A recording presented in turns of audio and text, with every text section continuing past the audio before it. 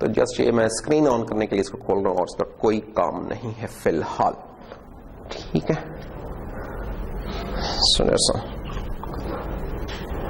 Okay, तो कहां पे थे हम लास्ट में? फंक्शन कर लिए थे। फंक्शन वाली चीज ठीक थी, वो रेफरेंस वाली समझ आ गई थी, या उसको थोड़ा सा और चाहते हैं आप करना?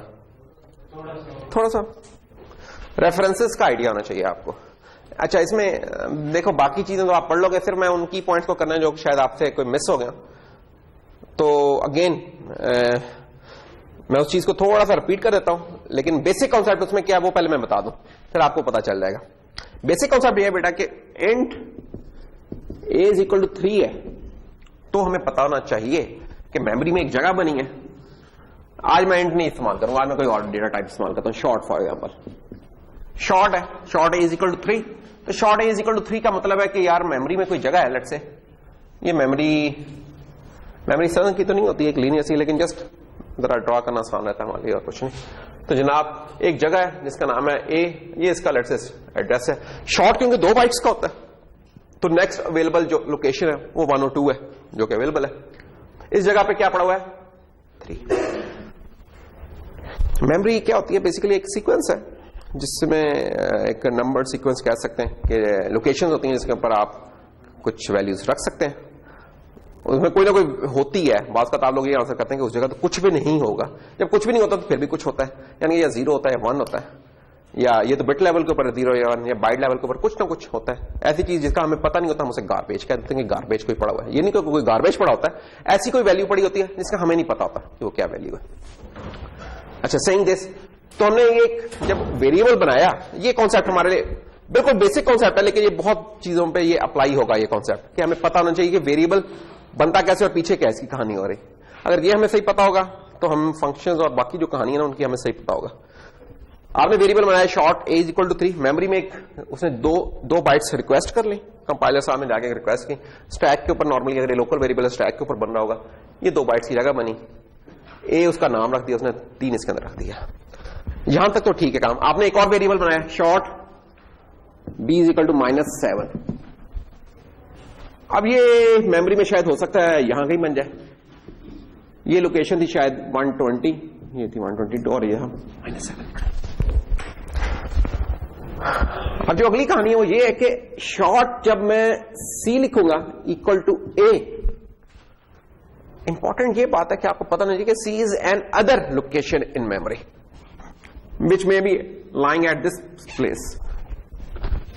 कोई और कलर का मार्कर नहीं है? नहीं है। अच्छा, तो ओके, ये c है और इसमें हमने a डाल दिया, तो c में अगर a डाला तो a इस वक्त क्या है?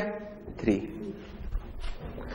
ये इंपॉर्टेंट है कि आप ये अंडरस्टैंड करें कि जब भी वेरिएबल एक नया बन रहा है तो मेमोरी में एक नई जगह क्रिएट हो रही है जिसका जनरली कोई ताल्लुक नहीं है दूसरी लोकेशन के साथ। जब मैं इधर चेंज करूंगा तो इस पे कोई चेंज नहीं होगी, जब मैं इधर चेंज करूंगा इधर कोई चेंज नहीं होगी। ये आपको क्लियर होनी चाहिए बात, बिल्कुल। जब हम डिक्लेयर करेंगे तभी एलोकेट हो जाएगी मेमोरी के बाद में होगी, जब हम उसको इनिशियलाइज करेंगे। जब इनिशियलाइज करते हैं तब हो रही होती है। जब डिक्लेयर करेंगे तब मेमोरी डिक्लेयर, और ये ना थोड़ा सा मिक्स कॉन्सेप्ट होता है। ये बुक्स में आपको मिलेगा यार एक डिक्लेरेशन है और एक डेफिनेशन है, ठीक है। जब हम डिफाइन कर रहे हैं ना वेरिएबल, जो एक स्टैंडर्ड जो एक होनी चाहिए प्रैक्टिस, कि आप जब वेरिएबल बनाए उसके अंदर कोई वैल्यू से इनिशियलाइज कर दें ताकि उस वक्त आपकी वो जगह बन जाए। वैसे सिंपल डिक्लेरेशन में नहीं होता, सिंपल वो बता रहा होता कि ऐसी कोई चीज होगी, ठीक है ना। फिर जब वो डिफाइन होती है फिर जाके इन एक्चुअल मिलती है। लेकिन हमें इस कहना चाहिए डेफिनेशन में नहीं पढ़ने की जरूरत। हमें स्टैंडर्ड प्रैक्टिस क्या होनी चाहिए कि जब भी कोई वेरिएबल बनाए हम उसे इनिशियलाइज करते हैं। इनिशियलाइज करने से क्या मुराद है? उसमें कोई वैल्यू डाल दें, कोई नहीं पता वैल्यू क्या डालें, 0 डाल दें। कोई स्ट्रिंग है उसे एम्प्टी कर लें, लेकिन कुछ ना कुछ लाजमी डालें। This should be the standard practice. भूल जाएंगे क्या डिक्लेरेशन है क्या डेफिनेशन है। Whenever I am going to create a variable it should be initialised. ये आपने करना है, ठीक है। इसके कुछ फायदे होते हैं जो बड़े होकर हमें पता चलेंगे क्या है। तो खैर अभी तो हमने क्या किया कि यार short c equal to a किया, तो इसने क्या किया, इसने कहा यार a में जो भी चीज पड़ी हुई उठा के c में डाल दो। c और a का बस इतना ही लिंक है कि इसने स्टार्टिंग वैल्यू a वाली यूज कर ली है, स्टार्टिंग, तो ये डाल दिया। अब मैं अगर करूं c++ तो क्या होगा कि ये 4 हो जाएगा, लेकिन इसके ऊपर कोई असर नहीं होगा। ऐसे ही है ना, क्यों? क्योंकि ये इस जगह का नाम है, ये ऑपरेशन हम इस जगह के ऊपर कर रहे हैं, तो इसको इससे क्या होना भी नहीं चाहिए, नेचुरली हमें यही है। तो ये आपके नेचुरली ऐसा ही होना चाहिए। हमने कभी इस चीज पे शायद सिर्फ फोकस नहीं किया, लेकिन ये हम इसको जरा क्लियर कर लेंगे, ऐसा ही होना चाहिए और ऐसा ही होता है। रेफरेंस क्या होता है? रेफरेंस ये है कि मैंने एक शॉर्ट लेट से बना लिया। रेफरेंस वेरिएबल कैसे बनाते हैं हम, उसका तरीका होता है कि एक एम्परसेंड डाल देते हैं, ठीक है ना। ये बना लिया और मैंने कहा शॉर्ट एम्परसेंड RA रेफरेंस है। It will be referring to some other existing variable. किसी को एग्जिस्टिंग, इसको मैं इस तरह नहीं बना सकता, ये करूं नहीं, दिस इज रॉन्ग। क्यों? ये किसी एग्जिस्टिंग का होगा, अगर वो नहीं है तो ये भी नहीं है। कोई चीज एग्जिस्ट करनी चाहिए जिसको ये रेफर करे। अच्छा, तो वो क्या है? फॉर एग्जाम्पल हम इनमें से कोई एक ले लेते हैं, लेट से मैं ले लेता हूं ए ले लेता हूं। अच्छा, ये जो रेफरेंस है ना अब बनाया आपने, अब इसके लिए मेमोरी में एक्चुअल कुछ काम हुआ है, हमारे लिए वो हिडन है। जगह इसके लिए भी कुछ बनी है लेकिन वो हमारे लिए हिडन है। हमें क्या अपियर हो रहा होगा? अपियर क्या हो रहा होगा? हमें कुछ ये हो रहा होगा कि यार इसी लोकेशन को वो RA भी कहने लग गया, हमें ये अपियर होगा। एड्रेस नहीं पड़ा होगा, रेफरेंस में नहीं होगा, पॉइंटर में होगा। मैं इसलिए कह रहा हूं कि बिहाइंड द सीन एक वेरिएबल बना है। रेफरेंस क्या होता है? डी रेफरेंस्ड पॉइंटर्स होते हैं ऑलरेडी, लेकिन आपसे हिडन होते हैं, आपको नहीं नजर आ रहे। आपको क्योंकि नहीं नजर आ रहे तो मैं आपको विजिबिलिटी वो दे भी नहीं रहा। बिहाइंड द सीन इनके पीछे ऐसी ही इंप्लीमेंटेशन हुई है, तो ये इसलिए इसको पॉइंटर के साथ अभी फिलहाल कंफ्यूज ना कर। है ये पॉइंटर ही किसी जरा डी रेफरेंस्ड पॉइंटर है, इसलिए मैं उस डिस्कशन में नहीं अभी जा रहा। अभी आप ये समझें कि जब मैंने कोई एक रेफरेंस वेरिएबल बनाया है, इसके लिए कोई एग्जिस्टिंग चाहिए वेरिएबल जिसके साथ जिसको ये रेफर कर रहा हो, ठीक है, और ये उसी जो चीज को रेफर कर रहा है जिसको इसने रेफर किया है। इसका मतलब क्या है? अब इसका मतलब ये है कि जब मैं करूंगा ना A++ तो सी आउट, अब मैं अगर RA कराऊं और A कराऊं तो दोनों सूरतों में 3 जो कि इंक्रीमेंट हो चुका हुआ है 4 बन चुका है, तो इसके लिए भी 4 होगा, इसके लिए भी क्यों होगा? क्यों 4 होगा? क्योंकि ये दोनों एक ही जगह को रेफर कर रहे हैं। क्योंकि एक ही जगह को रेफर कर रहे हैं तो उधर इस वक्त पड़ा क्या हुआ है? 4 तो जो पड़ा हुआ वही प्रिंट करना है, उसने वो प्रिंट कर दिया। ऐसा ही होना चाहिए ना कि वेरिएबल में जो चीज पड़ी वो प्रिंट हो रहा है, तो वेरिएबल में इसमें पड़ा क्या है? 4। क्यों 4 पड़ा है? क्योंकि हमने A++ कर दिया, तो 3 जो था 3 इंक्रीमेंट होके 4 बन गया, तो 4 पड़ा हुआ था। अब इस जगह के नाम क्या क्या है? इस जगह को हम A भी कहते हैं, इस जगह को हम RA भी कह रहे हैं। इसलिए जब RA का तो फिर भी 4 प्रिंट हो गया, जब A का तो फिर भी 4 ही प्रिंट हो गया, क्योंकि एक ही जगह के ये दोनों नाम है। अच्छा, यहां जो काम किया था यहां ये काम नहीं था। अगर हम दोबारा वापस आए, यहां A एक अलहदा लोकेशन थी, B एक अलहदा लोकेशन थी, C अलहदा थी। इसलिए जब हम B को करते थे तो A को कोई ऐसा नहीं पड़ता था क्योंकि B वाली जगह की चीज प्रिंट होती थी, C को करते तो C वाली जगह की प्रिंट होती थी, A को करते थे A वाली जगह को करते थे। असल कोर कॉन्सेप्ट क्या है? उस जिस जगह जो चीज पड़ी है वो प्रिंट होनी है। उसको रेफर करने के मल्टीपल तरीके हो सकते हैं, या आपने डायरेक्ट वेरिएबल बनाया वो, या उसको रेफर करके कर लिया। ये आपको क्लियर होना चाहिए। तो ये तो होता है रेफरेंस आपका। रेफरेंस हमेशा किसी ऑलरेडी एग्जिस्टिंग चीज का होता है। इसको हम निक भी कहते हैं, एलियास कहते हैं, ठीक है। इसके लिए एक टर्म होती है यूज के एलियाजिंग, एलियाजिंग करना या निक रखना, कि कोई है साहब है उसका मैंने एक निक रखा हुआ कि जैसे यार क्या नाम है तुम्हारा, क्या नाम? उसामा। तो उसामा है तो उसामा को हो सकता है लोग प्यार से खान जी कहते हो, ठीक है। अब खान जी कहें उसामा कहें, दोनों सूरतों में मुराद यही है, ये नहीं है कुछ और है। हाँ, लेकिन उसामा कहें और दूसरे ने लड़ से हमीद कहें तो अब उन्हें पता कि यार दोनों डिफरेंट लोग, लेकिन उसामा और खान जी दो एक ही बंदे को रेफर कर रहे हैं, एक ही चीज होगी।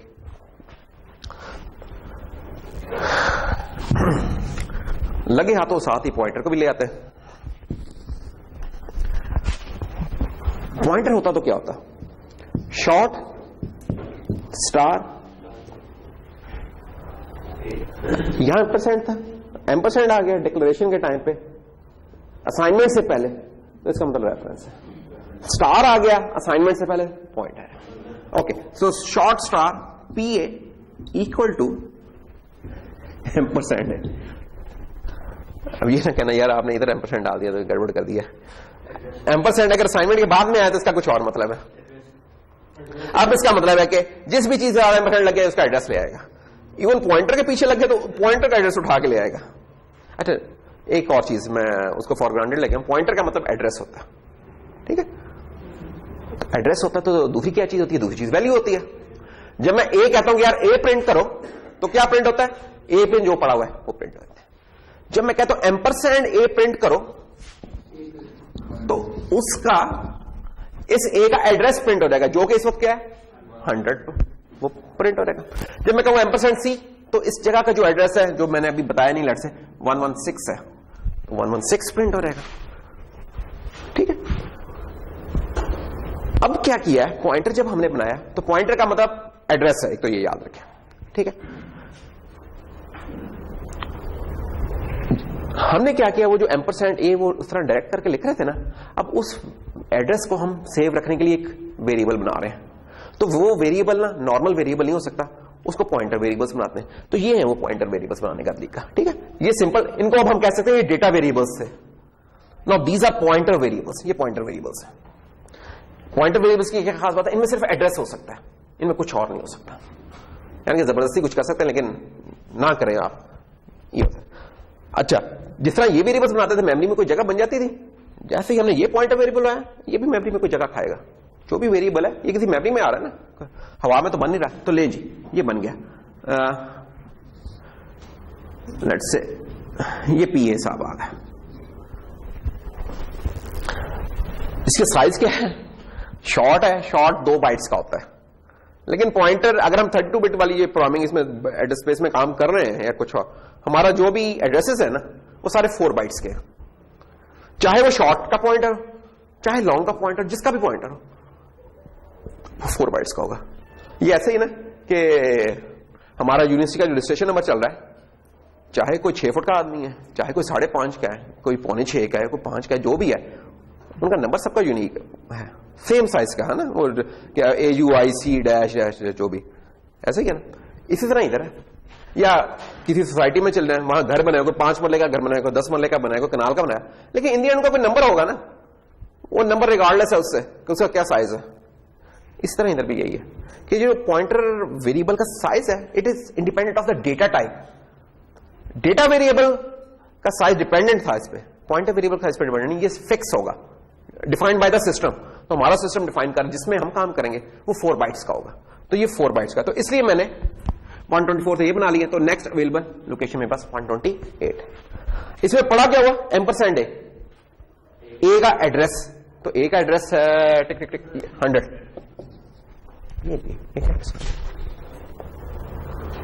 पॉइंटर हम इसे क्यों कहते हैं, क्योंकि यार ये जो 100 है, क्योंकि हम नॉर्मली एरो सा लगा के कर देते, पॉइंट करवा देते, हम इसे पॉइंटर कहने लग जाते हैं, इसलिए इसे पॉइंटर कहते हैं और कुछ भी नहीं, कुछ साइंस इसमें। तो अब ये देखिए एक पॉइंटर वेरिएबल बन गया और उसके अंदर एड्रेस पड़ा हुआ है इसका। अब जो वाला काम मैंने इधर रेफरेंस से किया था ना, वो वाला काम मैं पॉइंटर से भी कर सकता हूं। वो कैसे देखते हैं। एक तो ये कि अगर मैं अब लिखूं सी आउट PA, तो स्क्रीन पे क्या प्रिंट होगा, क्या मुझे नंबर बताओ, नंबर क्या प्रिंट होगा,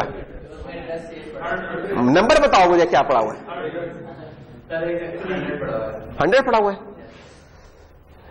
क्यों जी 100 प्रिंट होगा स्क्रीन पे, या 124 प्रिंट होगा, या 4 प्रिंट होगा।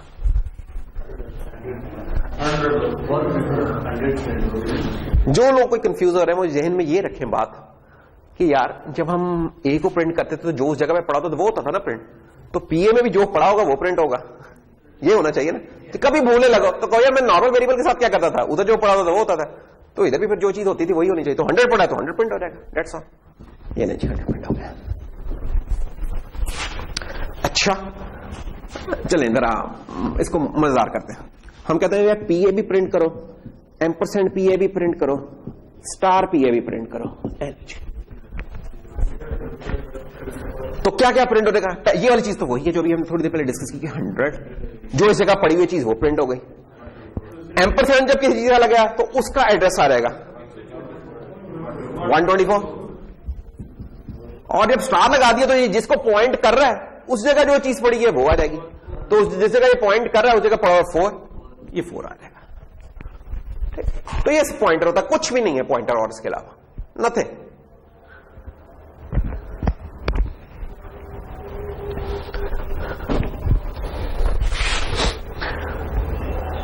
अब ये बताइए, अब ये आपने बताना है मुझे कि यार जिस तरह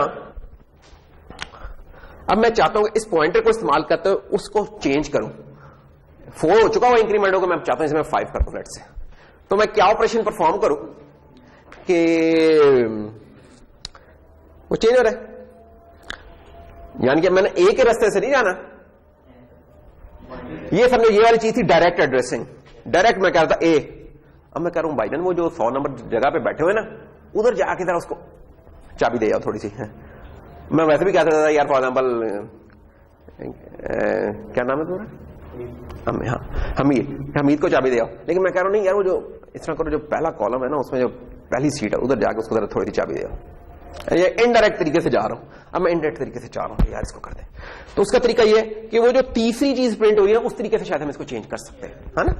क्यों?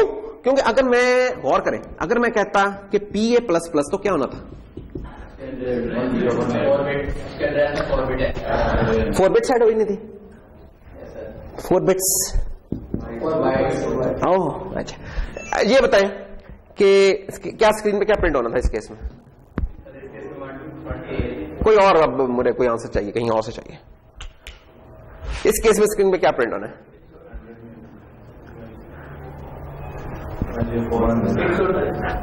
128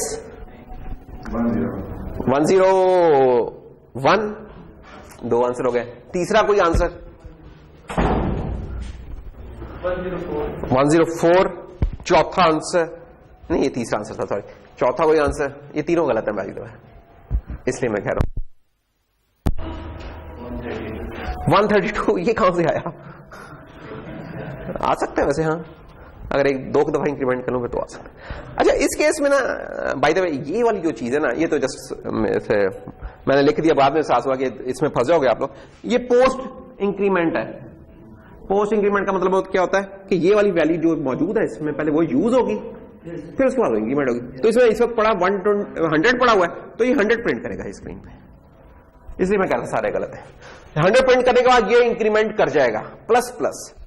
अब असल सवाल यहां पैदा होता कि जब इसने ++ किया तो प्लस होके क्या हुआ। एक जवाब ये कि ++ होके जैसे ये 3 से 4 हो गया था तो ये 101 हो जाता, 101 हो जाता। लेकिन कुछ लोगों ने कहा कि यार 104 होगा, जो कि सही जवाब। तो ये जो इंक्रीमेंट होगा, तो इंक्रीमेंट होके जनाब PA4 में ना आ जाएगा 104। क्यों? क्योंकि हम एक पॉइंटर को इंक्रीमेंट कर रहे हैं। पॉइंटर को कितना इंक्रीमेंट करना चाहिए? पॉइंटर को उतना इंक्रीमेंट करना चाहिए जिस वो टाइप का है। पॉइंटर का अपना साइज तो फिक्स है 4, लेकिन पॉइंटर उतना इंक्रीमेंट करना चाहिए जितना जिस टाइप को वो रेफर कर रहा है। तो अगर वो लेट्स से कर रहा है 2 बाइट्स को रेफर कर रहा है तो 2 बाइट का इंक्रीमेंट खाएगा। तो ये 4 का भी सॉरी जवाब गलत है, इसमें 102 होना चाहिए क्योंकि हम शॉर्ट पे बात कर रहे हैं, तो 102 होगा। क्यों? क्योंकि शॉर्ट टाइप का है, और शॉर्ट कितने का होता है? 2 बाइट्स का होता है। तो अगला शॉर्ट कहां अवेलेबल है? एड्रेसेस है ना ये। तो पहला शॉर्ट तो अवेलेबल था जनाब 100 पे, तो इससे अगला शॉर्ट कहां होगा? वो 102 पे होना चाहिए, उससे अगला 104 पे होना चाहिए। है नहीं है वो एक अलग बात है, होना चाहिए उधर। देखो एक लाइन है, घरों की एक लाइन लगी हुई है, ठीक है ना। लेट्स से कि 5 मरला का घर है, ठीक है। मरले वगैरह पता है, फुट में बात करें। लेट्स से कि जो घर है ना वो कुछ इस तरह के हैं कि यार उनकी कोई 200 फुट लंबाई है और 100 फुट उनकी है। तो अगला घर ये है, उससे अगला घर ये है। तो ये घर नंबर कौन सा है जी? ये 420, ये 421 कह सकते हैं ना, घर का नंबर है बाय द वे। ये तो वैसे एक नंबर चल रहा है, लेकिन लेट्स से पॉइंटर में 100 पड़ा हुआ, पॉइंटर पॉइंट कर रहा है इस 100 पे, पॉइंटर में 100 पड़ा हुआ है। अब मैं कहता हूं कि यार ये पॉइंटर ये घरों को कर रहा है ना पॉइंट, मैं कह रहा हूं कि यार अगला घर अब कहां पे है, ये शायद 200 पे है, क्यों 100 थी ना इसकी, अगर मैं 0 से शुरू कर रहा हूं इसको, या लेट्स से 100 से शुरू कर 100 पे है, उससे अगला घर 200 पे, उससे अगला 300 पे, और इस तरह, क्योंकि 100 फुट के उसके गैप पे आ रहे हैं ना सारे, जैसे हमारी इस लाइन में है ये 7-7 बिल्डिंग्स है। अब जब मैं कहूंगा कि यार ये पॉइंटर में जो 100 पड़ा हुआ है इसे इंक्रीमेंट करके अगले घर को पॉइंट करना चाहिए, तो अगर मैं इसमें +1 करूंगा ये तो इधर ही फिर रहा होगा, इसी घर में फिर रहा होगा, 1 हो रहेगा ना, एक और प्लस करूंगा फिर इधर ही फिर रहा होगा, इधर ही फिरता रहे, इसका मतलब ये कोई गड़बड़ है। इसका जवाब क्या है, इसका जवाब ये है कि ये जिस तरह के घरों को पॉइंट कर रहा है उनकी जितनी विड्थ है उतना उसे इंक्रीमेंट करना चाहिए। तो इन घरों की विड्थ कितनी है 100, तो इससे नेचुरली पॉइंट जब इसे इंक्रीमेंट में करूं तो इसे इंक्रीमेंट करके अगले घर पे जाना चाहिए, और अगले घर पे जाने के लिए इसे 100 फुट ऐड करने चाहिए। एग्जैक्टली यही चीज यहां भी है कि ये जो शॉर्ट है ये तो दो बाइट्स के हैं, अगले शॉर्ट पे जाने के लिए इसे 2 बाइट्स का इंक्रीमेंट करना पड़ेगा। अगर वो इंटीजर टाइप का वेरिएबल है तो उसे 4 बाइट्स का इंक्रीमेंट करना पड़ेगा। ठीक है, तो ये है इसकी और कुछ नहीं। तो बेसिकली फिर हमने देखा था जब हमने लास्ट टाइम वेरिएबल्स किए थे ना डिस्कस, हमने कहा था ये 2 चीजें बताते हैं वेरिएबल्स। नंबर 1 उस वेरिएबल का साइज कितना होगा, नंबर 2 उसमें ऑपरेशंस कौन से परफॉर्म होंगे। जब हम पॉइंटर वेरिएबल्स की बात करते हैं तो ये सिर्फ ये बताते हैं कि इन पे ऑपरेशंस किस तरह के परफॉर्म होंगे, साइज नहीं बताते। क्यों, क्योंकि इस पॉइंटर का भी साइज 4 बाइट्स है, इंटीजर पॉइंटर का भी 4 बाइट्स है, कैरेक्टर पॉइंटर का भी 4 बाइट्स, सबका साइज 4 बाइट्स है। तो फिर इसका फिर रखा क्यों है टाइप, अगर सबका साइज है क्यों। इसका फायदा यह होता है जब मैंने इंक्रीमेंट किया ना, अब उसे पता था कि यार मैं शॉर्ट टाइप का पॉइंटर तो मुझे 2 बाइट्स का इंक्रीमेंट लेना चाहिए, अगर लॉन्ग टाइप का पॉइंटर तो 4 बाइट्स होना चाहिए, अगर डबल टाइप का पॉइंटर हो तो 8 बाइट्स से होना चाहिए, और अगर कैरेक्टर टाइप का तो 1 बाइट से होना चाहिए। सिर्फ उस जगह पे यूज पड़ेगा जब ऑपरेशंस होंगे, साइज बताने में इसका कोई रोल नहीं है, ये आपको क्लियर होना चाहिए। पॉइंटर्स की कहानी बहुत जरूरी है, क्योंकि हमने ये जो भी डेटा स्ट्रक्चर्स बनाने हैं ना, लिंक लिस्ट होगी, वेक्टर्स होंगे, जो भी कहानियां होंगी उसमें पॉइंटर्स उठ के आने हैं, पॉइंटर्स पे ग्रिप हमारी स्ट्रांग होनी चाहिए। इसलिए आज हम थोड़ा सा टाइम ना पॉइंटर्स पे स्पेंड करेंगे, क्योंकि ये अगर हमें सही आते हो इंशाल्लाह आगे कोई मसला नहीं होगा, हम कर लेंगे आगे, फिर वो शुक्र में लाइए। यहां तक कोई क्वेश्चन हो तो बताइए, क्योंकि अभी हमारा प्रॉब्लम वो रहता है जो कि हमने निकले थे क्या, इस ए को इंक्रीमेंट करना है, तो इंक्रीमेंट कर बैठे हम अपना एड्रेस। चले फिर उसको करते हैं। अच्छा, ये वाली लाइन में कमेंट करने लगा हूं, क्योंकि अब मैंने अगर किया तो अगली लोकेशन पे हो रहा होगा, ए नहीं बेचारा इंक्रीमेंट हो रहा होगा। ठीक है, तो ये लाइन मैंने डिलीट कर दी। तो क्या करें जी, अब हम ये करते हैं कि ए को करना चाह रहे हैं, ए को पॉइंट करवाना है, तो उसका तरीका ये स्टार पी है। स्टार का मतलब होता है कि यार जिस जगह को पॉइंट करा उस जगह कॉन्टेंट्स या कॉन्टेंट्स ऑफ, उस जगह के कॉन्टेंट्स क्या है। तो अब हम कहेंगे star P A plus plus. इसका मतलब ये है कि भाई पी ए जिसको पॉइंट कर रहा है उस जगह पे जाओ और उसको जाके इंक्रीमेंट कर दो, अब हो जाएगा इंक्रीमेंट। अब हम जब स्क्रीन पे प्रिंट करवाएंगे ना क्या भला, सी आउट ए, तो अब हमें जवाब मिलेगा 5। अब आप ऊपर देखेंगे यार ऊपर तो मैंने ए को नहीं किया इंक्रीमेंट, ऊपर मैंने आर ए को भी नहीं किया, तो किस तरीके से किया था भाई, ये वाला काम जो कर लिया था इस तरीके से हो गया है हमारा इंक्रीमेंट। ठीक है, इसको डी रेफरेंसिंग कहते हैं कि डी रेफरेंस किया। थोड़ी देर पहले मैंने 10 मिनट पहले एक बात की थी कि यार ये इनकी इंप्लीमेंटेशन है ना, ये बिहाइंड द सीन ना डी रेफरेंस्ड पॉइंटर्स होते हैं, हमें नहीं नजर आ रहे होते लेकिन है, ये भी मेमोरी में कोई जगह खा रहे होते हैं, लेकिन ये पॉइंटर की तरह होती है, लेकिन हमसे हिडन होती है, इसलिए हम उसको हिडन ही रहने देना चाहते हैं। That's all. सोचो क्या होगा। अच्छा जी, तो ये थी हमारी पॉइंटर्स की इब्तिदा।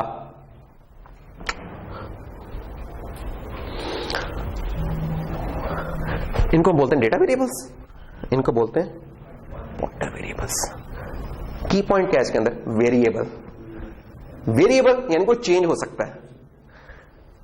अभी हमने किया था ना पी ए प्लस प्लस किया था, चेंज हो गया था, उसके अंदर जो पड़ा हुआ था चेंज हो गया। तो क्या पॉइंटर कांस्टेंट भी होते हैं? देखिए हमने आपको पिछली क्लास में इससे पहले जब कांस्ट लगा दिया था तो फिर मैंने बताया था अब हम इसको मॉडिफाई नहीं कर सकते। इसमें पॉइंटर से पहले भी कांस्ट लगा देंगे तो फिर उसे भी मॉडिफाई नहीं कर सकेंगे। लेकिन एक और चीज आपने इस्तेमाल की हुई है जो कि पॉइंटर कांस्टेंट होती थी, याद कर सकते हैं क्या चीज थी वो?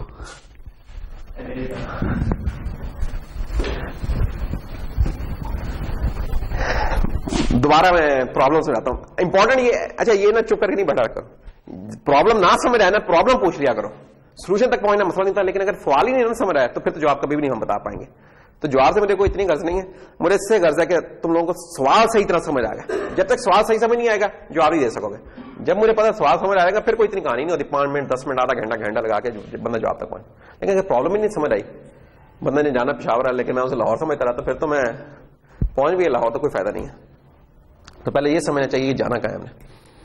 तो इस वक्त प्रॉब्लम मैं ये कह रहा हूं कि यार हमने लास्ट लेक्चर में ना, जो लोग नहीं थे, हमने बताया था कि जब शॉर्ट ए है ना, इसको मैं अगर a प्लस प्लस करता हूं तो ये चेंज होकर 4 हो गया। लेकिन अगर मैं कॉन्स्ट शॉर्ट सी ए लेट से कर दूं इक्वल टू 3 और अब मैं करूं सी ए प्लस प्लस, तो ये काम नहीं हो सकता। क्यों नहीं हो सकता? क्योंकि ये वेरी नहीं अब कर सकता, इसको मैंने कांस्टेंट बना दिया। ये ऐसी ही चीज बन जाएगी जैसे मैं कहूंगा यार 3 प्लस प्लस। लिख के देखो, कंपाइलर कहेगा भाई क्या हो गया, खैरियत है, यानी तुम कह रहे हो 3 को इंक्रीमेंट कर दो, ये ऐसी बात हो गई ना। या ये ऐसी बात हो जाएगी 3 + 4 = 7, ज्यादा नहीं है। हमने लिखी भी नहीं है, अल्लाह का शुक्र है, अल्लाह का लाख लाख शुक्र, हमने कभी कोशिश नहीं की है। लेकिन करके देख लो तो कंपाइलर भी नहीं कहेगा ये क्या हो गया, कांस्टेंट को तुम चेंज करना चाह रहे हो। ये ऐसे ही है ना कि मैं कहूं यार आइंदा से इस क्लास में ना हम 3 का मतलब 4 लिया करेंगे और 7 का मतलब 2 लिया करेंगे। ये परेशान करने वाली बात है ना अपने आप को। कंपाइलर भी बेचारा परेशान हो जाता है। तो वो कहता है कि यार ये वाली जो कांस्टेंट्स होते हैं ना, वो कहता है कि ये ना राइट हैंड ऑपरेटर्स होते हैं। राइट हैंड ऑपरेटर से क्या होगा, जो कि ना इक्वल साइन के ना राइट पर आते हैं, लेफ्ट पे नहीं आ सकते। कहते यार आप RH चीज को LH पे लेके आ रहे हो, लेफ्ट हैंड पे लेके आ रहे हो, ये ठीक नहीं है। अच्छा ये वाली चीज तो आपने बड़े आराम से समझ ली। जब मैं इस शॉर्ट से पहले कॉन्स्ट लिख दूंगा ना, बिल्कुल ये उसी तरह बिहेव करेगा जिस तरह इसके ऊपर एरर दिया था कंपाइलर ने। अब जब मैं लिखूंगा ना CA प्लस प्लस, वो कहेगा वो कॉन्स्ट चेंज करना चाह रहे हो, एरर दे देगा। तो आप गलती से भी नहीं चेंज कर सकोगे। एरर वही होगा जो इस पे एरर आया था, जो इस पे एरर आया था वही एरर अब इस पे भी आएगा। ये एक बड़ी आप अपने आप को हेल्प आउट कर रहे होते हैं कि यार मैं कहीं बाद में भूल चूक के ना इसको कर दूं कहीं गलती से। ये था डेटा वेरिएबल का। बात हमारी चलिए पॉइंटर वेरिएबल से। हम कह रहे हैं कि पॉइंटर वेरिएबल है, वेरिएबल है तो वेरी कर सकता है। वेरी कर सकता है तो इसका मतलब ये है कि ये शॉर्ट स्टार PA बनाया था और इसको जब हमने PA प्लस प्लस किया था तो ये चेंज हुआ और होके जो भी इसके अंदर वैल्यू थी उसमें +2 का इसने ले लिया, तो % इसके अंदर पड़ा था 100, तो ये 102 बन गया था। हम चाहते हैं कि यार कुछ पॉइंटर ऐसे हैं कि हम चाहते हैं वो चेंज ना हो, तब हम क्या करेंगे, हम उनसे पहले कॉन्स्ट लगा देंगे। ठीक है, तो वो कैसे होगा, वो होगा जनाब के शॉर्ट स्टार PB लेट से कर लेते हैं, PB %B। This is a pointer variable. अब इसके पॉइंटर को अगर मैंने कॉन्स्ट बनाना है तो मैं लिखूंगा short star const PB equal to. जब ये वाला काम मैंने कर दिया, जब ये कॉन्स्ट ले आया, पॉइंटर को कॉन्स्ट करना तो क्या आपने इस स्टैरिक के राइट हैंड पे लिखना होता है कॉन्स्ट। अगर इस स्टैरिक के लेफ्ट हैंड पे लिखा तो जिसको ये पॉइंट करा वो कॉन्स्ट हो जाएगा। अभी इस नेटी क्रिएटिव में नहीं जाते, अभी छोड़ दो, चलो स्टार के इस तरफ लिखा है। अब मैं अगर लिखूंगा ना PB प्लस प्लस, ये इस पे वही एरर देगा जो कि इस जगह पे एरर दिया था। तो ये कॉन्स्ट को यार चेंज कर रहे हो, क्या कर रहे हैं।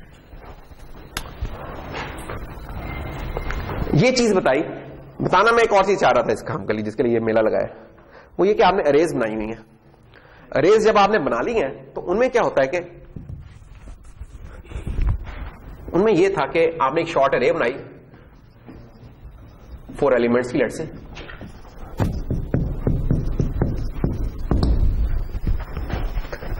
हमने लास्ट लेक्चर में बताया था ये जो अरे होती है इसका जो नाम होता है that is the starting address.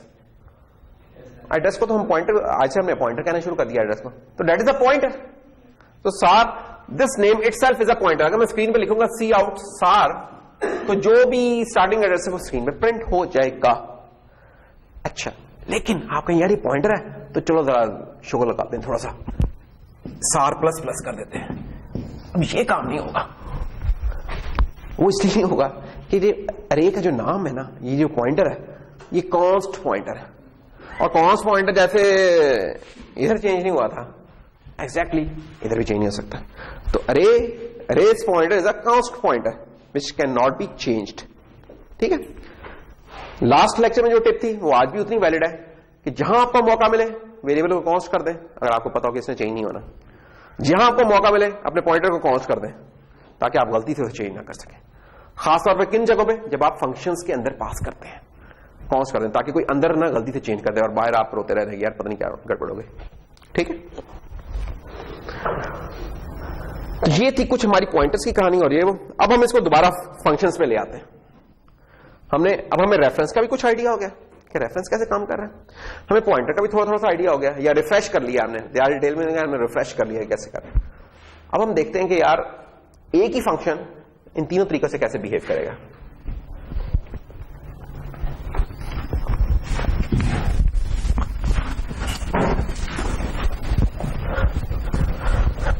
तो एक मशहूर जमाना फंक्शन होता है जिसमें हम कहते हैं स्वैप का फंक्शन, स्वैप करना। स्वैप का लफ्ज़ तो सुना होगा आप लोगों ने।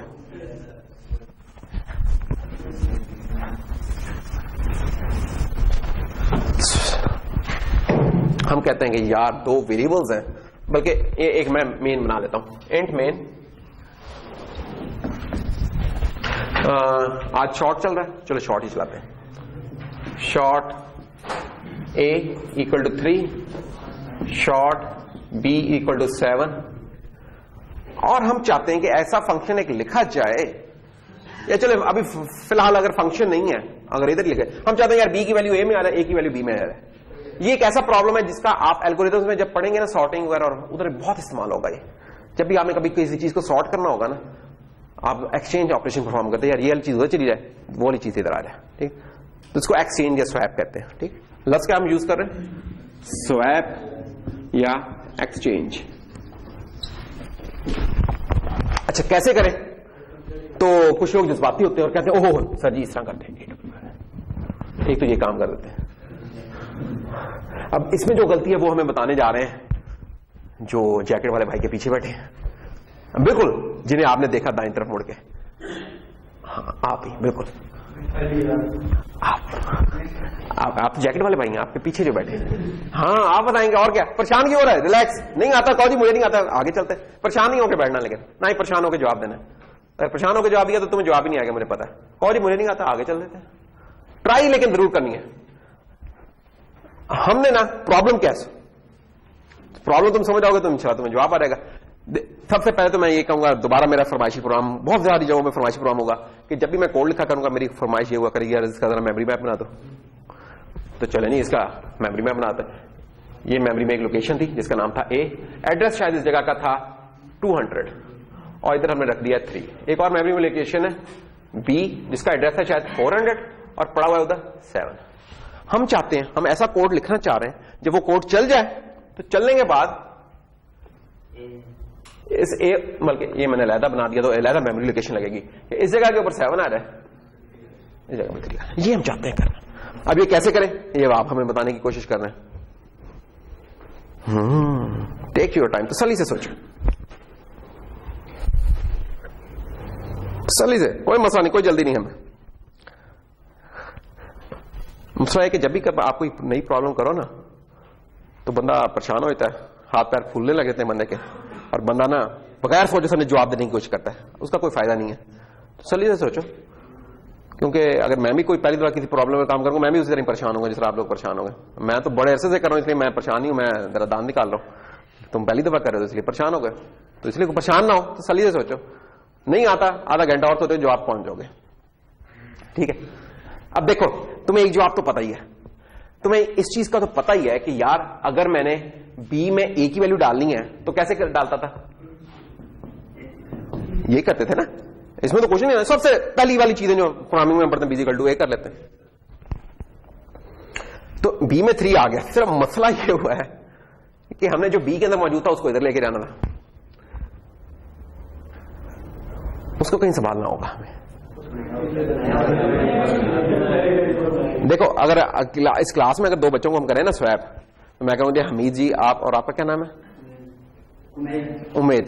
तो उमेश साहब जनाब हम कहेंगे यार, तो क्या होगा, हमीद साहब उठ के खड़े हो रहेंगे, कहेंगे मेरा भाई इधर आगे जरा खड़ा रहा, ये तो वो चला जाएगा, दर स्वैप करके दिखाओ ना यार, ये ए है और ये बी है, आ जाए जी। अब ये देखो, इनके पास लिबर्टी बताऊं क्या थी, ये जमीन इन्हें मिल गई थी, इस पे ये दोनों खड़े हो गए, इधर इस तरह की कोई जमीन नहीं है, कोई जगह नहीं है, तो कोई टेम्परेरी जगह चाहिए।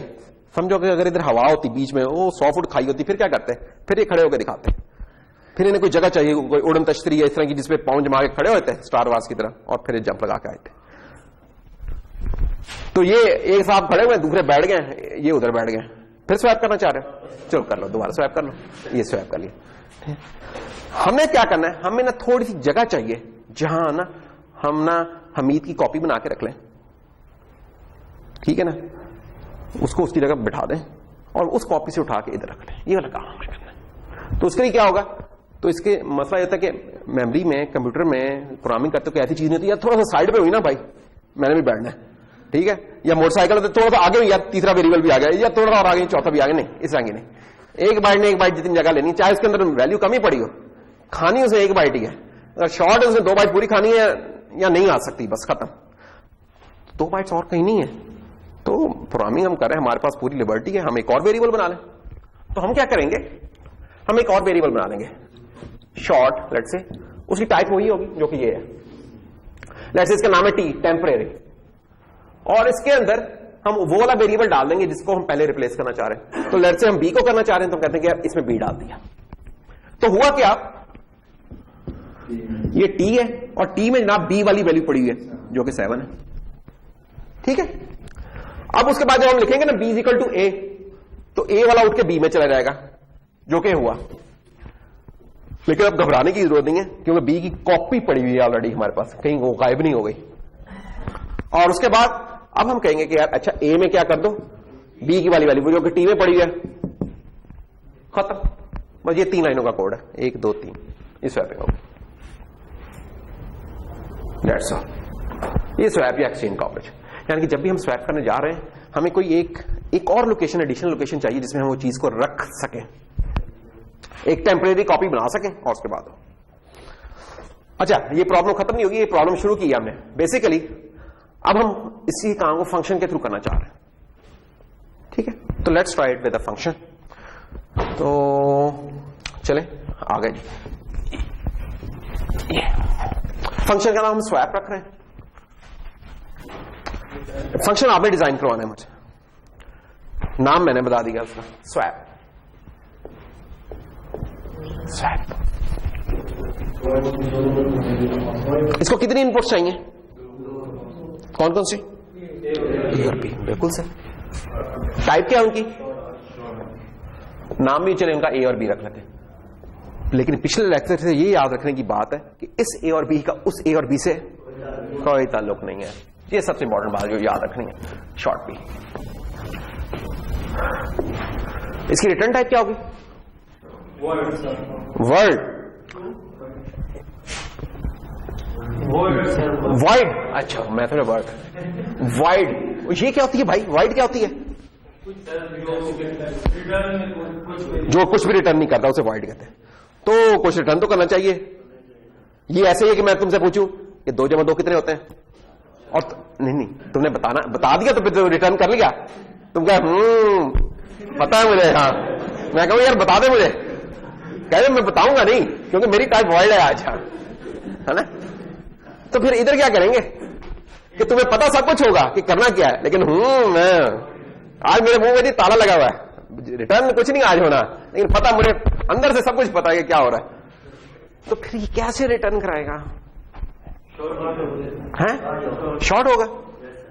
तो हमने 1 रिटर्न कराना है कि 2 रिटर्न कराने हैं, 2 रिटर्न हम क्या करा सकते हैं,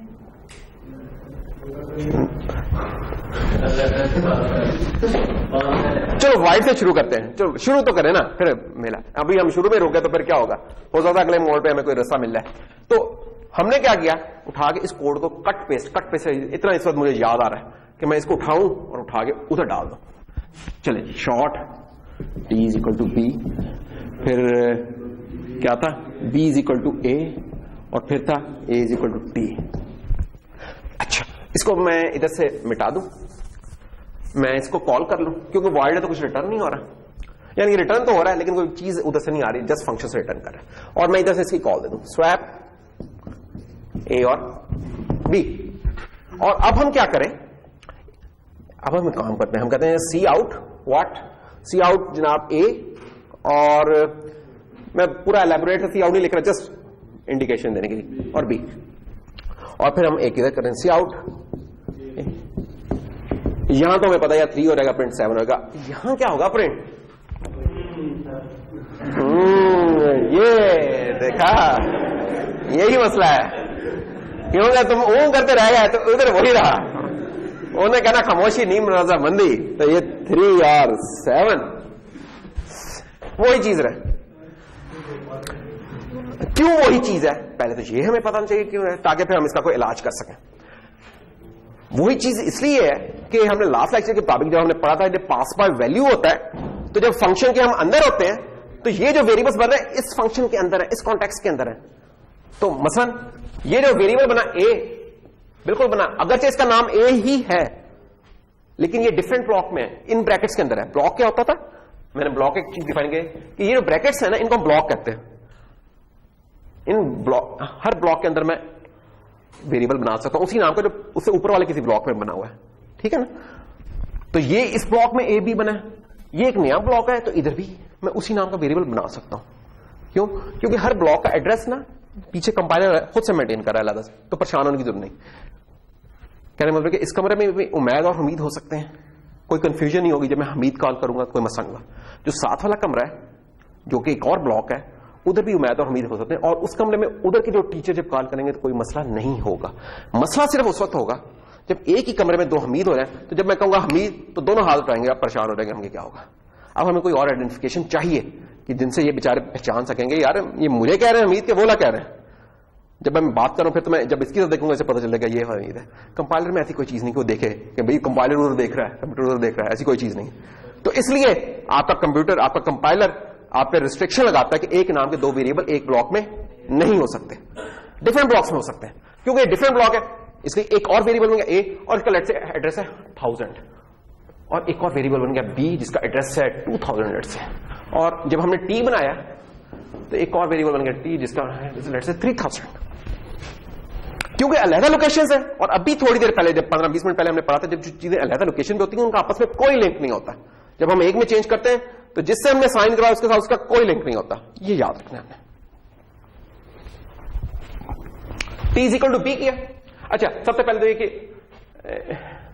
ये समझे जो आर्गुमेंट्स होते हैं ना जो इधर है, ये समझे कि प्लेट लेके बैठे हुए, हाँ जी बाहर से क्या पास हो रहा है, हमें कॉपी, डुप्लीकेट कॉपी आ रही है, उसकी फोटोस्टेट कॉपी आ रही है कि बाहर से एक बंदा आया, उसने कहा भाई ये, उसने कहा इधर एक कॉपी निकाल दे इसकी। तो जनाब ये बाहर से 3 पास हुआ, इसने कैच की कॉपी और इधर रख ली, उसने 7 पास किया, कैच की इसने यहां रख ली, तो ये इस तरह हुआ है।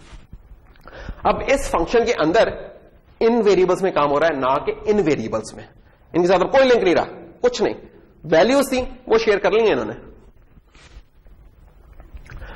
T is equal to b, 7 आ गया, b is equal to A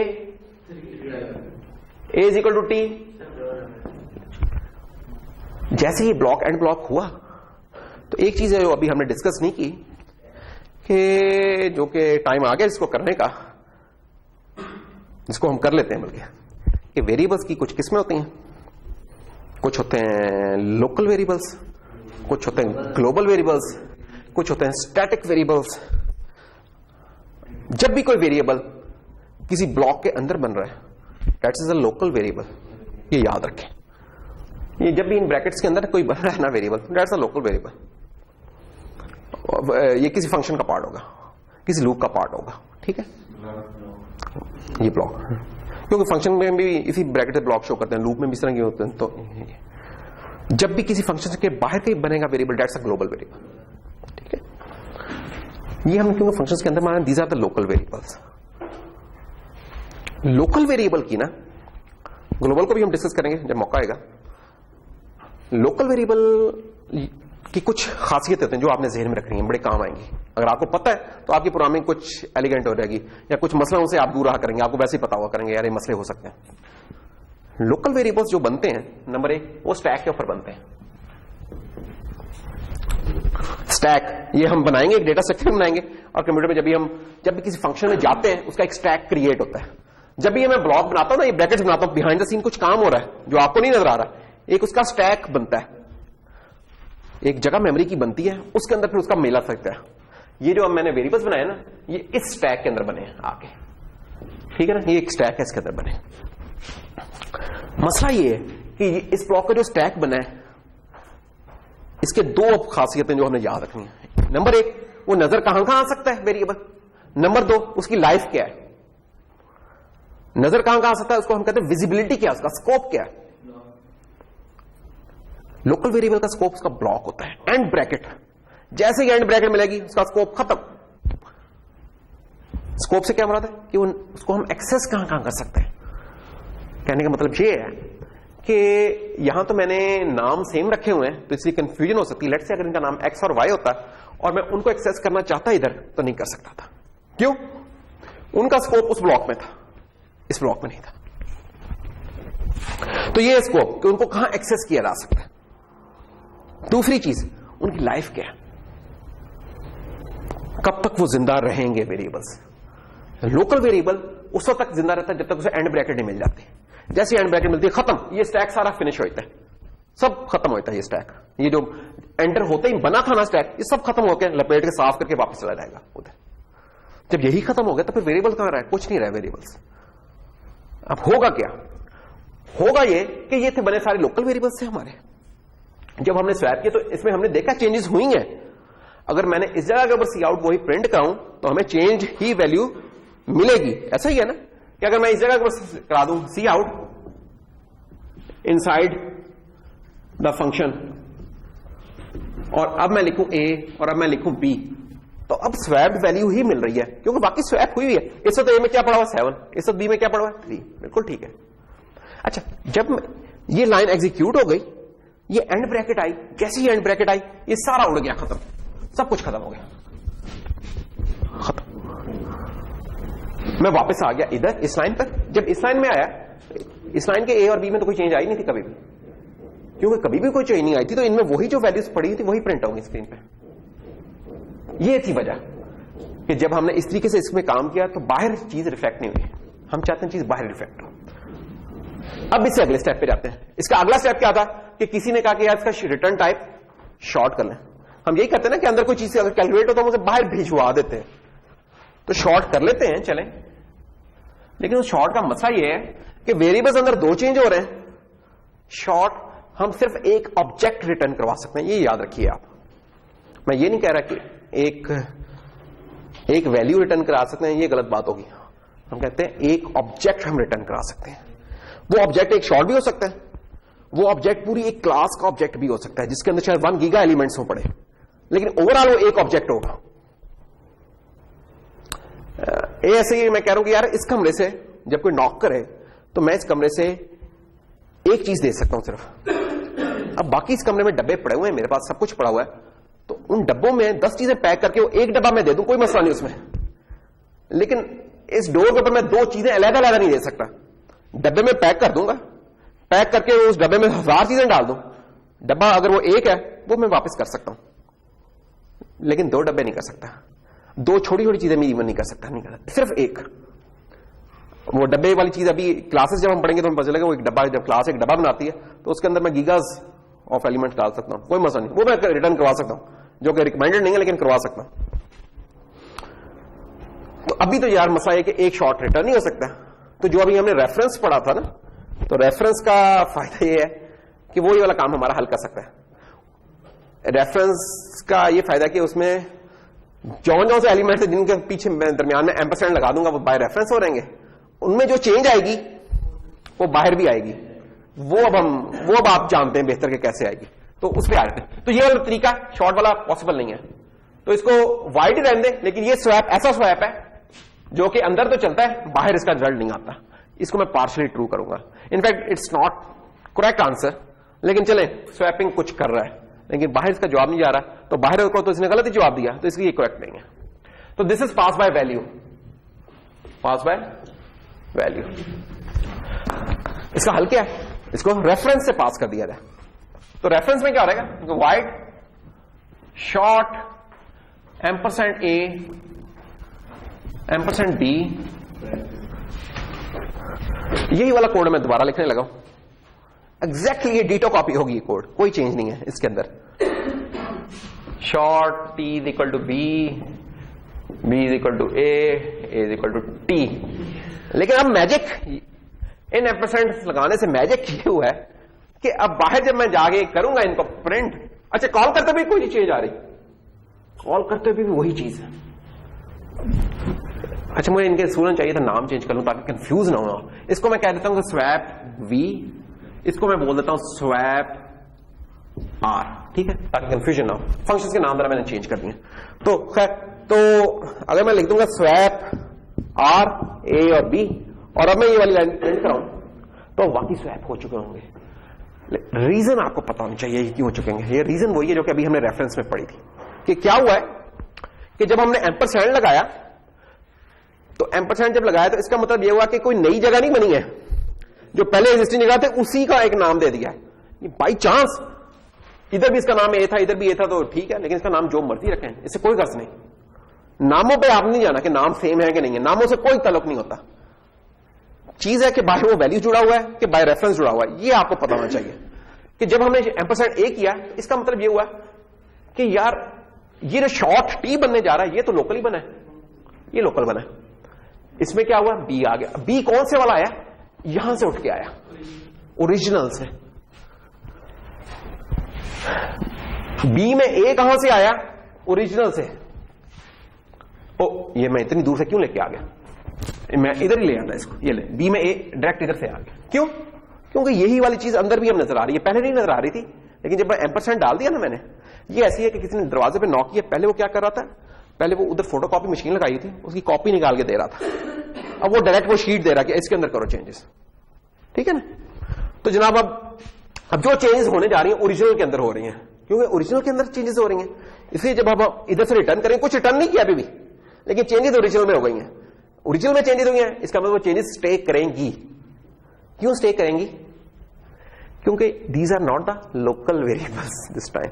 references तो लोकल है, लेकिन ये रेफरेंसेस किन के हैं, जो कि इसके लोकल नहीं है, जिधर से कॉल हुआ था उसके हैं, तो वो जिंदा है अभी भी वो वेरिएबल्स। तो जब हम इधर से रिटर्न कर जाएंगे तो ये चीज अभी भी जिंदा होगी और ये चल रही होगी। तो जनाब जब हम इधर से करके आए तो ये स्वैप हो चुके हुए होंगे। तीसरा हल क्या है इसका करने का, void swap by pointer, pointer से स्वैप करवा लें यूजिंग पॉइंटर्स जो भी हमने पढ़े कि short star P a, short star P b. अरे ये पॉइंटर वाले इनमें कॉल जरा चेंज हो जाती है, ठीक है ना। अब हम लिखेंगे स्वैप पी एम्परसेंड ए एम्परसेंड पी। क्यों, कि पॉइंट्स का मतलब हम इनके एड्रेसेस दे रहे हैं। अच्छा ये चीज बहुत इंपॉर्टेंट, अगर आप ये तीनों चीजों को समझ गए हैं तो आपको बहुत सारी प्रोग्रामिंग समझ आ चुकी है, बहुत सारी चीजें आप जान चुके हैं कि हो क्या रहा है। कोड में थोड़ी सी चेंज आएगी कि short T is equal to, अगर मैं अब सिंबल पी ए लिखूंगा तो वो एड्रेस है, ये डेटा है, तो मुझे स्टार पी ए लिखना होगा। फिर मैं लिख दूंगा स्टार सॉरी पी बी था, star P B is equal to star P A, और star P A equal to T. इधर यानी कि आंसर तो मैं भी बता दूं कि जब मैं फंक्शन से रिटर्न करें तो हमारे ओरिजिनल में चेंज आई हुई होगी। असल मसला ये नहीं कि आई हुई होगी नहीं होगी, असल मसला है कि क्यों आई होगी। ये आपने ये दो तीन क्यों अगर समझ गए ना सही तरह तो इंशाल्लाह मसले हल है। तो क्यों आई होगी चेंज, अगेन फरमाइशी प्रोग्राम मेरा, मैं कहूंगा इसका मेमोरी मैप बनाए। जैसे ही आप इस फंक्शन के अंदर है इसका मेमोरी मैप बनाए, तो बनाते by the way these are the local variables, these pointers are the local variables, ये याद रखने की बात। तो जनाब ये एक लोकल वेरिएबल बना जिसका नाम है पी ए, इसका स्टार्टिंग एड्रेस है लेट्स से 5000, और इसमें एड्रेस किसका पड़ा हुआ है, ए का। ए का एड्रेस क्या है 200, ये पड़ा हुआ। फिर पी बी, इसका एड्रेस है लेट्स से 6000, इसमें एड्रेस किसका पड़ा हुआ है ampersand b, ampersand b is 400. These are the local pointer variables which are holding the addresses of the variables defined in the parent function. जो parent function में थे उधर के आएंगे.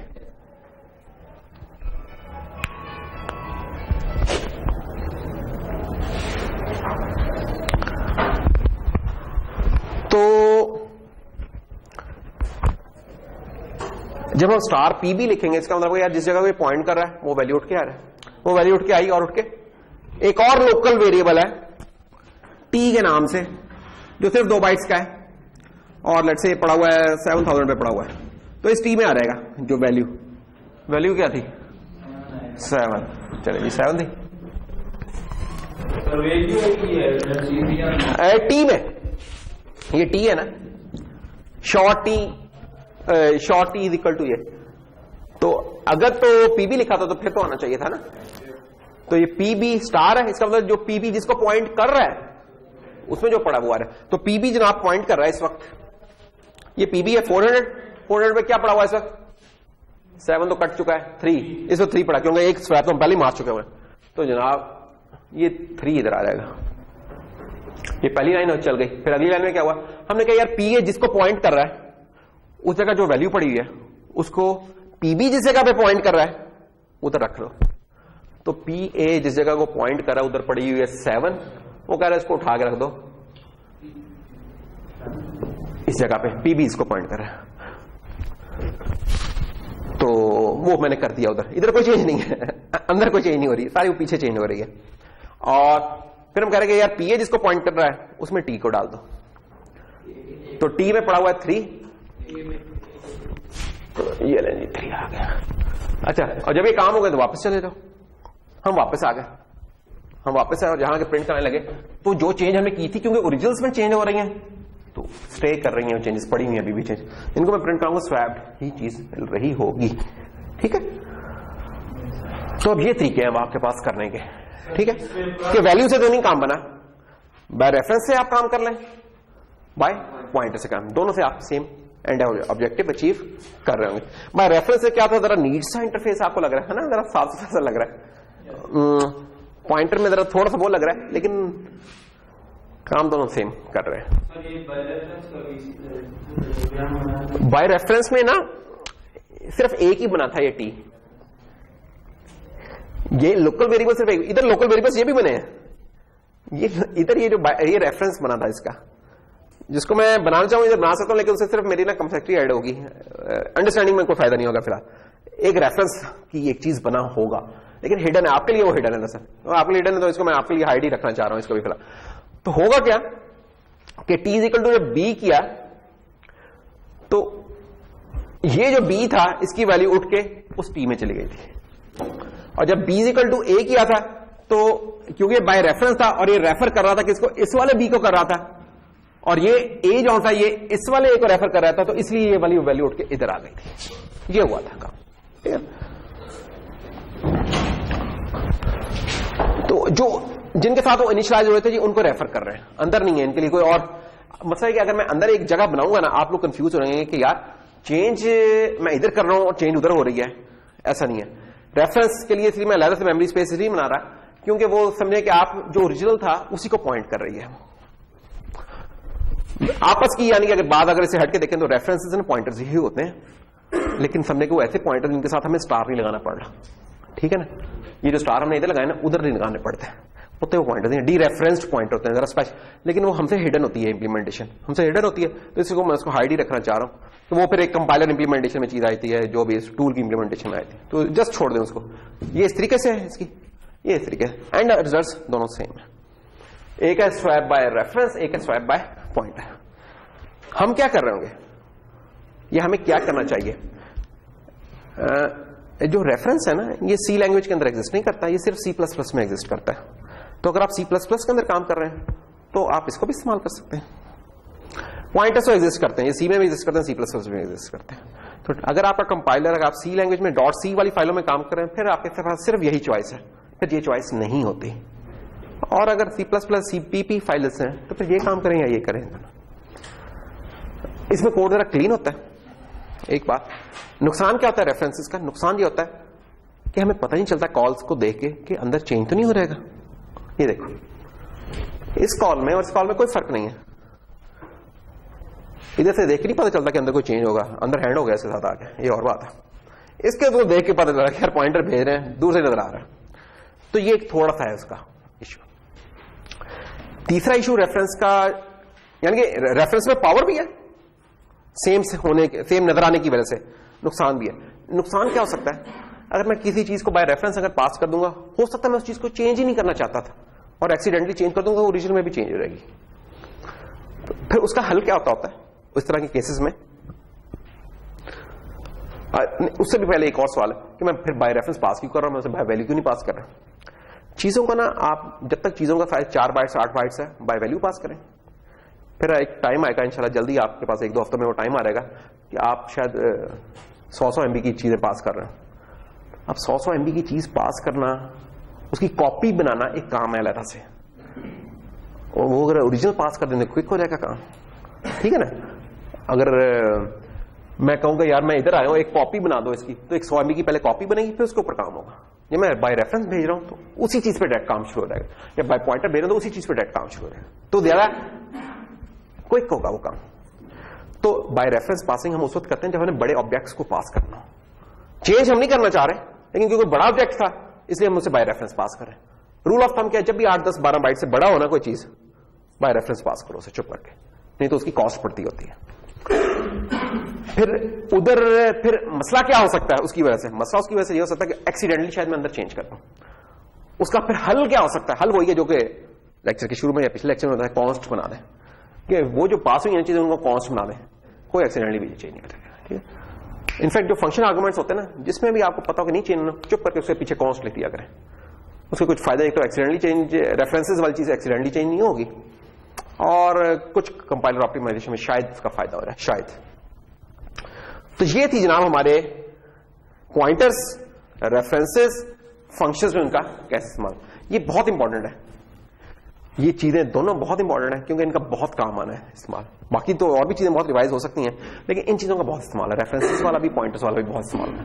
तो हमें पॉइंटर्स पे भी ग्रिप होनी चाहिए ठीक तरीके से कि यार पॉइंटर्स कैसे काम करें, हमें रेफरेंसेस पे भी इनका हमने ठीक ठाक इस्तेमाल करना है। एक और चीज लगे हाथों साथ ही अगर वो हो जाए, उसके लिए अलग हमें टाइम स्पेयर करने की जरूरत नहीं, कि मसला ये है कि जब हम कोई डेटा स्ट्रक्चर बनाया करेंगे तो कभी हम चाहेंगे उसके लॉन्ग टाइप का डेटा स्ट्रक्चर बनाए, कभी हम चाहेंगे कि शॉर्ट टाइप का बनाए, कभी कुछ और।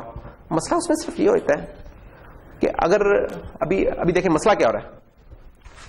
मसला ये हो रहा है कि स्वैप का फंक्शन मैंने बना लिया और ये चलते हैं, दोनों फंक्शन चलते हैं, लेकिन मैं अगर वेरिएबल्स बना लूं लॉन्ग टाइप के या इंट टाइप के, तब ये फंक्शन तो नहीं चलेंगे, बहुत हो जाएंगे। वो कहेंगे यार ये तो फंक्शन डिफाइंड ही नहीं है, शॉर्ट के लिए डिफाइंड। अच्छा, मैं कहता हूं यार मैंने डबल के लिए करना है, तो डबल के लिए भी नहीं है। अब इसका हल क्या है कि मैं एक और फंक्शन बनाऊं जिसमें ओनली डेटा टाइप्स हो, और तीसरा एलिगेंट हल ये है कि इसका मैं टेम्पलेट बना लूं। टेम्पलेट क्या करती है? टेम्पलेट कहती है यार आप काम बताएं क्या करना है, डेटा टाइप हमें उस मौके पर जब जरूरत पड़ेगी ना हम उसकी बना दिया करेंगे, कोड उसका जनरेट खुद कर दिया करेगा कंपाइलर। टेम्पलेट बेसिकली एक जेनेरिक प्रोग्रामिंग है। जेनेरिक प्रोग्रामिंग क्या होती है? वो कहती है कि यार let's focus on the solution instead of data types. Data types को भूल जाओ, जो भी काम होगा। स्वैप का काम है, जब ये लॉन्ग टाइप का वेरिएबल होगा तब भी स्वैप इसी तरीके से होना है, जब डबल है तब भी स्वैप इस तरह में, कैरेक्टर है तब भी स्वैप इस तरह में, स्ट्रिंग है तब भी स्वैप कुछ इसी तरीके से ही होना है। तो फिर मैं क्यों 10 किस्म का फंक्शन बनाऊं? ये तो स्वैप था ना, लेट्स से मैंने ऐड का फंक्शन बनाना है, मैं क्यों ऐड एक इंटीजर के लिए लहदा बनाऊं, शॉर्ट के लिए लहदा बनाऊं, कैरेक्टर के लिए लहदा बनाऊं, क्यों?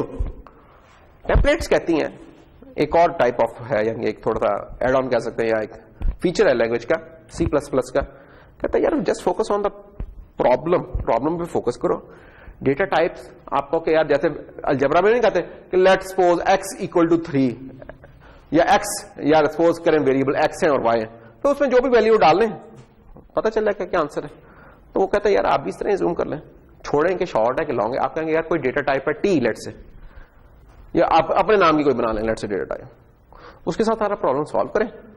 जब आपको जरूरत हो उस वक्त बता दीजिएगा कि यार मैं इस डेटा टाइप के लिए करना चाह रहा हूं। कंपाइलर क्या करेगा? कंपाइलर पहले चल के उस डेटा टाइप के लिए खुद से कोड जनरेट करेगा, फिर वो आप कोड इस्तेमाल करेंगे, आपको नहीं करना पड़ेगा काम। आप एक कोड लिखेंगे, अगर आप 20 किस्म की डेटा टाइप्स इस्तेमाल करें, कंपाइलर उसके 20 किस्म के फंक्शन खुद बनाएगा। फिर सहूलत क्या हो रहेगी, आपको सिर्फ एक दफा काम करना पड़े। बाकी डंकी वर्क जिसे हम कहते हैं ना, कि डंकी वर्क एक होता है कि गधों की तरह चाहिए, यार भाई काम फिर गया, अब अगला काम दोबारा, वो वाला डंकी वर्क सारा कंपाइलर करेगा। और डंकी वर्क करने के लिए computer is the best thing, humans are not. हमें एक ही काम बार बार रिपीटेड करने पड़ने, गलती होने के चांसेस होते हैं। कंप्यूटर नहीं थकता, लगा रहेगा बस, अच्छा चलो जी एक और दे दो, फिर एक और दे दो। तो टेम्पलेट, तो इसका सोल्यूशन है फिर टेम्पलेट। हम इसको टेम्पलेट बेस कर ले। तो टेम्पलेट बेस इंप्लीमेंटेशन करनी है तो क्या करना होगा, कुछ भी नहीं, कोई इंक्लूड नहीं, कोई कुछ नहीं। क्या करें जी, इस फंक्शन को अगर चेंज करना है तो हमने लेट्स से इस फंक्शन को चेंज करना है टेम्पलेट में, कि क्या करें, कुछ भी नहीं। हम इससे पहले एक तो लिख देंगे टेम्पलेट टाइप, ये लेस देन टाइप, टाइप की स्पेलिंग यार मैंने गलत लिख रहा हूं, type name let's say T, ये और ब्रैकेट बंद, और आगे पूरे के पूरा वही है, कुछ भी नहीं। और जहां जहां शॉर्ट लिखा ना उसको टिक कर दो। टेम्पलेट में जब भी टेम्पलेट वाली कोई कोड लिखना हो ना, चुप करके पहले किसी एक डेटा टाइप के लिए लिख लो, उसको चला के देख लो चल गया कोड। अब उसके पीछे शॉर्ट वो ये लिखो, उनको रिप्लेस मारो वाला लाखा ऐसा। इस तरीके से आपको टेस्ट करना भी आसान हो जाएगा, क्योंकि जब आप सिंपल टी करके लिखोगे ना, जरा बंदा परेशान होते हैं, यार टी है पता नहीं इसमें वैल्यू क्या होगी क्या नहीं होगी। तो पहले एक डेटा टाइप के लिए बना के लिख लिया करो, जब वो चल जाए चीज, उसको फिर जिस तरह ये मैं जो हरकत करने लगा तुम भी कर लिया करो, एलओजी टी, एलओजी टी, अल्लाह लगा, ये टेम्पलेट वाला हो गया। दैट्स ऑल, इतना आसान है टेम्पलेट, इससे मुश्किल है ही नहीं। फायदा इसका क्या हो गया, फायदा इसका ये हुआ कि पहले तो ये सिर्फ कोड शॉर्ट के लिए चलता था, अब जनाब इसे कुछ और दे दो तो उसके लिए चलता है। अब मैं लेट्स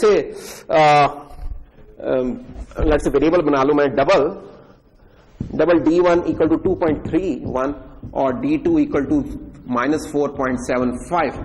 तो जनाब अब ये स्वैप आर साहब चलेंगे, D1 D2 ये लें, कोई नया कोड लिखने की जरूरत नहीं,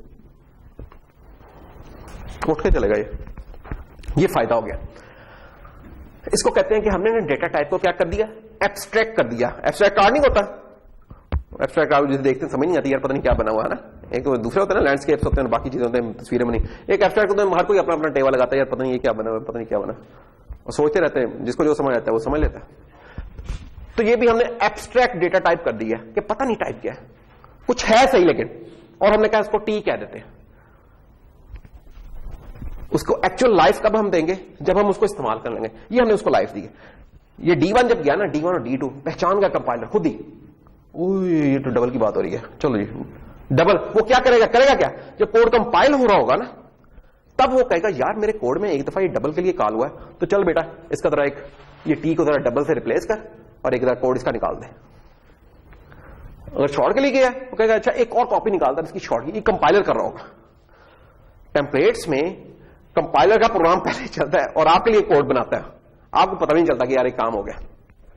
तो ये टेम्पलेट्स करते हैं। अच्छा, जिन जगहों पे कंफ्यूजन उसे हो रहा है ना कि पता नहीं यार, मसलन कंफ्यूजन हो सकती है। कंफ्यूजन क्या हो सकती है कि बाउस का, यहां तो ये डेटा टाइप्स ही मैं दे रहा हूं ना, क्योंकि मैंने वेरिएबल्स को स्वैप कराना है। कुछ जगह ऐसी होती है जहां मैं शायद डेटा टाइप्स ना दूं, मैं डायरेक्ट वैल्यू लिखने की कोशिश करूं। मसलन मैं स्वैप 3 और 7 नहीं करवा सकता क्योंकि कॉन्स्टेंट्स है, constants can not be swapped, ये तो हमने पहले देख लिया था ना अभी। लेकिन कुछ और चीजें हो सकती हैं जिसमें जैसे ऐड का फंक्शन हो, कि ऐड के फंक्शन में मैं कहूं कि यार 3 और 7 ऐड होके आ रहा है, तो उसका जो भी रिजल्ट होगा रिटर्न होगा लेट्स से। अब 3 और 7 क्या मैं इंटीजर ले रहा हूं, मैं शॉर्ट ले रहा हूं, डबल ले रहा हूं, क्या ले रहा हूं? कंफ्यूज हो सकता है कंपाइलर। इसको कंफ्यूजन से बचाने के लिए फिर हम क्या करते हैं, अगर उसे परेशानी हो, कंफ्यूज होने लगे, हम ना कहते हैं यार अच्छा इतना करो, स्वैप आर, ये ब्रैकेट्स के साथ ना ये लिख दो इधर कि यार ये ना लेट्स से फ्लोट था, फ्लोट क्योंकि 2 थे तो फ्लोट। वो डिपेंड करता है कि अंदर टेम्पलेट टाइप्स कितनी है। अगर एक ही टी बनाई हुई है तो बस मैं फ्लोट लिख दूंगा और मैं लिख दूंगा 3 और 7। अब इनके लिए फ्लोट वाला वर्जन क्रिएट होगा और वो इन्हें स्वैप करेगा। स्वैप नहीं कहना चाहिए था, ऐड करेगा, क्योंकि स्वैप में तो ये चीजें ठीक है। तो कहीं कंफ्यूजन होने लगे तो हम एक्सप्लिसिटली बता देते हैं को भाई ये फ्लोट के लिए काम करना है। नहीं, अगर डेटा टाइप से उसे पता चल सके तो डेटा टाइप से वो खुद ही पता चला लेता है, ठीक है। तो ये टेम्पलेट्स का एक कारण है। हमने जो भी डेटा स्ट्रक्चर्स बनाने हैं, जो भी एल्गोरिथम्स बनाने हैं, वो टेम्पलेट बेस्ड हुआ करेंगे। और तरीका वही है जो मैंने इसका तरीका भी आपको बताया कि पहले मैं उसको किसी एक डेटा टाइप के लिए बना लिया करूंगा, आपसे भी ये रिकमेंड करूंगा, आप भी किसी एक डेटा टाइप के लिए उसे बना लें, चलाएं, चला के वेरीफाई कर लें, ठीक काम कर रहा है जैसे सोचा था। वेरीफिकेशन क्या होती है, जो आप एज्यूम करेंगे ऐसे इस तरह काम करना चाहिए कि 2 + 2 का जवाब 4 आना चाहिए, 4 आ रहा है, ये वेरीफाई कर लो। जब वो हो गया उसके बाद सिंपली रिप्लेस करना है उसे, कंट्रोल F करके रिप्लेस मारे कि यार जहां जहां शॉर्ट लिखा है या डबल है या लॉन्ग है उसको T से रिप्लेस कर दो। जो भी आपने टेम्पलेट टाइप का नाम रखा हुआ, जो भी टाइप नेम रखी हुई है उससे रिप्लेस, वो आपका टेम्पलेट का कोड जनरेट हो जाया करेगा। कोई लंबी चौड़ी साइंस नहीं, कोई मुश्किल नहीं है इसके अंदर। फायदा इसका ये है कि वो आपका डेटा स्ट्रक्चर किसी भी डेटा टाइप के लिए चलेगा, ये सबसे कमाल होगा उसका। और हम यही चाहते हैं, हम चाहते हैं कि हम टाइप्स की वजह से रिस्ट्रिक्ट ना होना, जो जेनेरिक टाइप हमें मिल जाए हम उसके साथ करें। तो हमारे जो भी डेटा स्ट्रक्चर्स होंगे सारे के सारे टेम्पलेट बेस्ड होंगे, ये याद रखने की बात है, ठीक है। तो बस हम इधर ही कंक्लूड करते हैं। तो ये हमारी कहानी टेम्पलेट्स तक की होगी हुई है। अगली क्लास में फिर हम ना क्लासेस को करते हैं और डेट्स ऑल, मेरे ख्याल में हमारी रिवीजन ये कंप्लीट हो जाएगी। हमने टेम्पलेट्स भी, तो क्लासेस की कुछ चीजें डिस्कस करेंगे और दूसरे लेक्चर में फिर हमारा प्रॉपर डेटा स्ट्रक्चर की कहानी फिर स्टार्ट हो जाएगी। अच्छा देखो, ये जो फंक्शन था ना, इसमें जो दोनों वेरिएबल्स थे ना उनकी टाइप सेम थी, इसलिए मैंने सिर्फ एक टाइप बनाई। अगर 2 डिफरेंट टाइप्स हैं तो फिर आप 2 टाइप्स ऊपर भी 2 टाइप्स बनाते हो। एक को लेट से कह दोगे T1 और एक को कह दोगे T2 है लेट से। अगर दो टाइप्स हैं फिर अब आप इधर फ्लोट कॉमा डबल करके लिखोगे। टेम्पलेट का फायदा हो गया। टाइप्स तो वहां भी 2 हैं, लेकिन वो कोई भी 2 टाइप्स हो सकती है ना, वो दोनों फ्लोट भी हो सकती हैं अभी भी। अगर मैं बाहर दोनों फ्लोट लिख दूंगा तो दोनों अभी भी चलेंगी। वो दोनों कैरेक्टर भी हो सकती हैं, एक कैरेक्टर एक लॉन्ग भी हो सकती है, वो कोई भी कॉम्बिनेशन आप बना सकते हैं। देखें पहले तो एक वेरिएबल था ना, उसके लिए आपकी डेटा टाइप कितनी थी, 8-10 थी। जब आपने दो किस्म की लिए हैं तो ये कॉम्बिनेशन 8-10 नहीं रहे, ये कोई 30-40-50 हो सकते हैं कॉम्बिनेशन, ठीक है। तो ये टेम्पलेट तो उधर और ज्यादा पावरफुल हो गई है कि वो कह रही कि यार अब एक टाइप T1 हो सकती है, दूसरी T, बाहर अब आप जो मर्जी लिखें टाइप, आपके फंक्शन को वो सपोर्ट करना चाहिए, वो आपने ख्याल रखना है कि आपका फंक्शन सपोर्ट करे, ठीक। तो बाकी फिर करें जो भी, ठीक। याद रखने की बात है, टेम्पलेट सिर्फ टाइप में आपको आसानी दे रही है, उस टाइप को अंदर सॉल्व आपने करना है, जैसे कि हमने सॉल्व किया इसको, ये आपने सॉल्व करना है, वो किसी और ने नहीं करना, ये याद रखने की बात, ठीक है। तो अगली क्लास में इंशाल्लाह हम उसको देखेंगे। तो आज के लिए हम इधर ही रोकते हैं।